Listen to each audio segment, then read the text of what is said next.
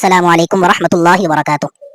चंद दिन पहले मुफ्ती तारिक मसऊद साहिब दामत फयूज़ुहुम ने एक बात की कि अगर ऐसा हो जाए कि एक शोहर अमेरिका में है और उसकी बीवी पाकिस्तान में है, यानी दोनों के दरमियान काफ़ी फासला है, और फिर बीवी हामिला हो जाए और मियाँ बीवी की आपस में एक दफ़ा भी मुलाकात भी नहीं हुई, तो ऐसी सूरत हाल में उस बच्चे का नसब बाप से साबित होगा। यानी वो बाप जो बाहर के मुल्क में बैठा है और जिसने अभी तक अपनी बीवी को हाथ भी नहीं लगाया, ये उसी का बच्चा कहलाएगा। तो इस पर लिबरल और आज़ाद ख्याल तबके ने मुफ्ती साहिब का बड़ा मजाक उड़ाया और बड़ी बातें बनाई कि ऐसा कैसे हो सकता है, और बगैर हाथ लगाए बगैर ताल्लुक कायम किए बच्चा कैसे पैदा हो सकता है। मुफ्ती साहिब ने तो हद ही कर दी है, कितनी अजीबो गरीब बात कर दी है। और फिर इसमें मुफ्ती साहिब ने यह भी बात की कि अगर ऐसी सूरत हाल में हम ये कहेंगे कि बीवी ने जिना का इर्तिकाब किया है, तो शरीयत इस सूरत में 4 गवाहों का मुतालबा करती है, और हम 4 गवाह कहाँ से ला कर देंगे। लिहाजा अगर कोई शख्स उस औरत पर बदकारी का इल्जाम लगाएगा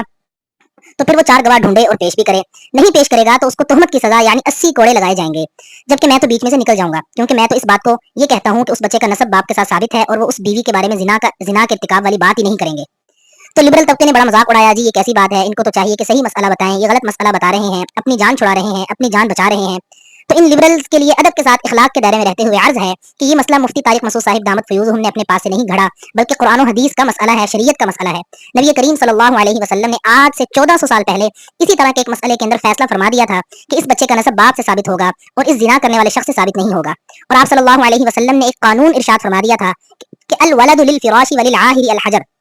यानी अगर कोई औरत जिना का इर्तिकाब कर बैठती है, हालांकि वो किसी दूसरे शख्स के निकाह में है, और फिर वो इस औरत के यहाँ बच्चे की विलादत होती है, तो ऐसी सूरत हाल में उस बच्चे का नसब उसकी हकीकी शोहर से साबित होगा, ना कि जिना करने वाले शख्स के साथ, जब तक कि वो शोहर इनकार न कर दे। अगर वो इनकार करता है कि मैं इस बच्चे का बाप नहीं हूँ और ये जिना का बच्चा है और मेरी बीवी ने जिना का इर्तिकाब किया है, तो फिर मियाँ बीवी के दरमियान लिआन वाला मामला कायम किया जाएगा। यानी बीवी भी 4 कस्में उठाएगी कि हाँ मैंने जिना नहीं किया और ये बच्चा इसी शख्स का है यानी शोहर का है, और फिर शोहर भी कस्में उठाएगा कि ये बच्चा मेरा नहीं है, मेरी बीवी ने जिना का इर्तिकाब किया है। तो ऐसी सूरत हाल में लिआन साबित हो जाएगा और मियाँ बीवी के दरमियान जुदाईगी कर दी जाएगी।